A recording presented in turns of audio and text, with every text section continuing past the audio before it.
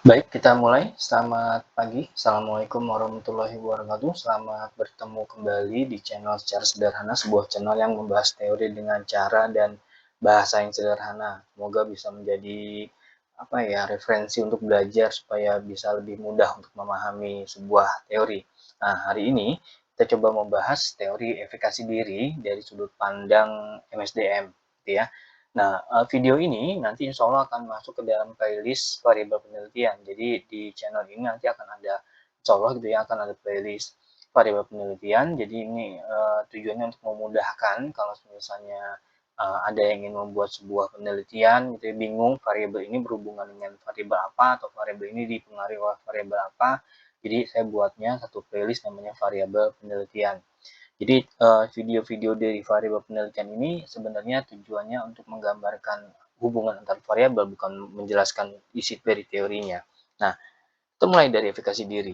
Efikasi diri sekali lagi adalah sebuah teori yang awalnya diperkenalkan oleh Albert Bandura. Dia efikasi diri adalah sebuah teori psikologis sebenarnya, tapi bisa dipakai di banyak bidang, termasuk dalam hal ini adalah manajemen sumber daya manusia.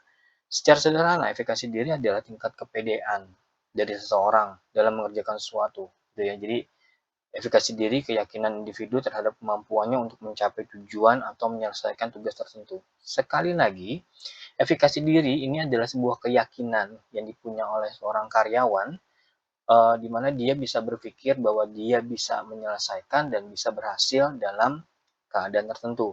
Jadi misalnya dia dapat tugas mendadak, dia dengan kepedeannya dia bisa menjalankannya dan pada akhirnya dia bisa mencapai apa yang diinginkan oleh pimpinannya. Nah, ini berkaitan sekali lagi kepada seberapa besar percayanya dari individu dalam melakukan atau mengerjakan tantangan atau tujuan yang dicapai. Jadi sekali lagi tergantung dari tingkat kepedeannya.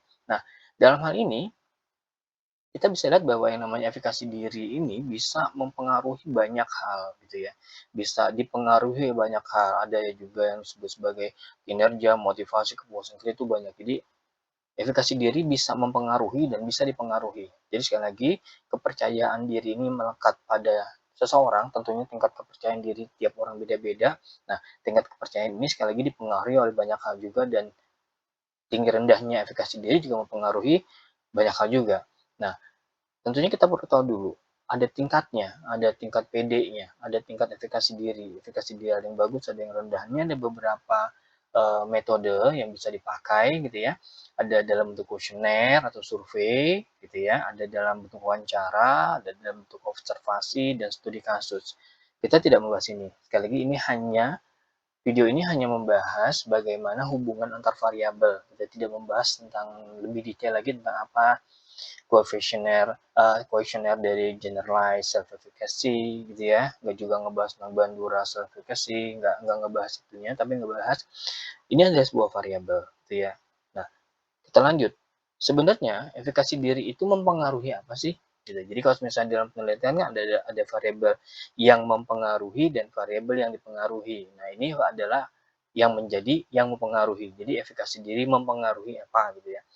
Efikasi diri mempengaruhi kinerja. Karena kalau misalnya karyawan nggak pede, dia kinerjanya nggak bagus.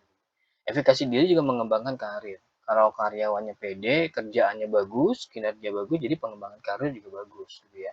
Lalu efikasi diri juga bisa mempengaruhi tingkat kepuasan kerja, gitu ya. Jadi begitu karyawan dikasih tugas, dia percaya diri dan dia berhasil, dia membuat yang namanya tingkat kepuasan kerja menjadi meningkat. Efikasi diri yang bagus juga membuat karyawan betah kerja di kantor, jadi retensinya bagus, gitu ya. Lalu juga membuat motivasi kerja, membuat komitmen organisasi jadi lebih tinggi, dan dengan efikasi diri, karyawan bisa mengelola tingkat stres, gitu.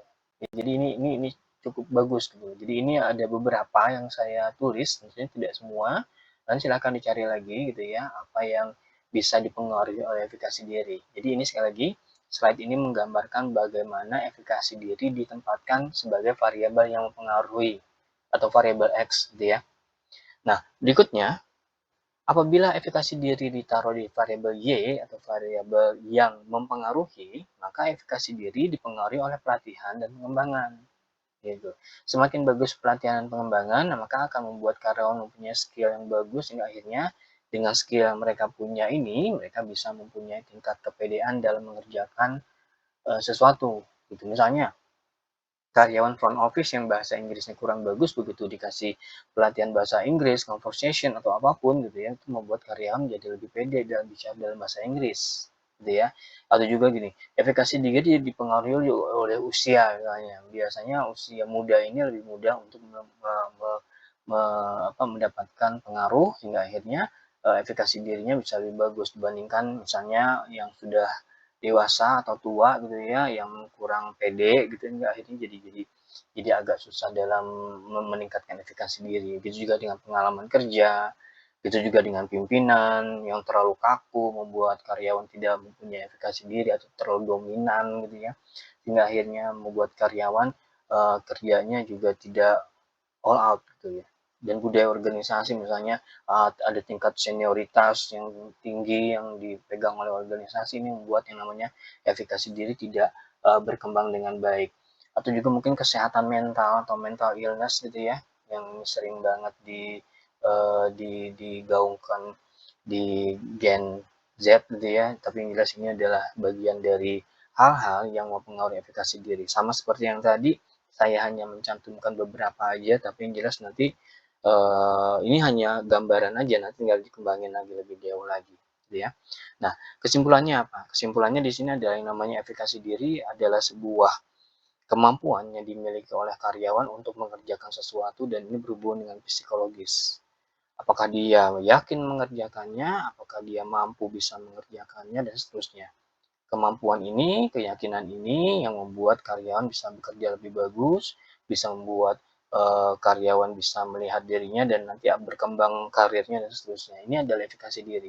Jadi efikasi diri sekali lagi adalah sebuah hal yang timbul dari dalam diri si karyawan, dari dalam, bukannya dia sebagai motivasi. Jadi beda lagi dengan motivasi. Motivasi itu semangat kerja, tapi kalau efikasi diri keyakinan dirinya. Jadi tolong dibedakan antara dua hal ini. Memang ada yang menyamakan, tapi sebenarnya efikasi diri bukan motivasi. Gitu, karena efikasi diri lebih banyak kepada psikologis, kalau motivasi itu dorongan yang datang dari luar gitu ya.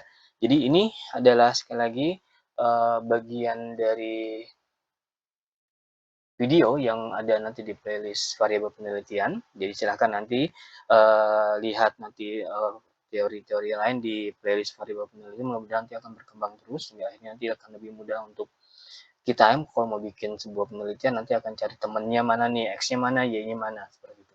Oke, sekian aja dari saya. Terima kasih atas perhatiannya. Sehat-sehat semua. Saya pamit. Selamat siang. Wassalamualaikum warahmatullahi wabarakatuh. Pamit semuanya. Terima kasih.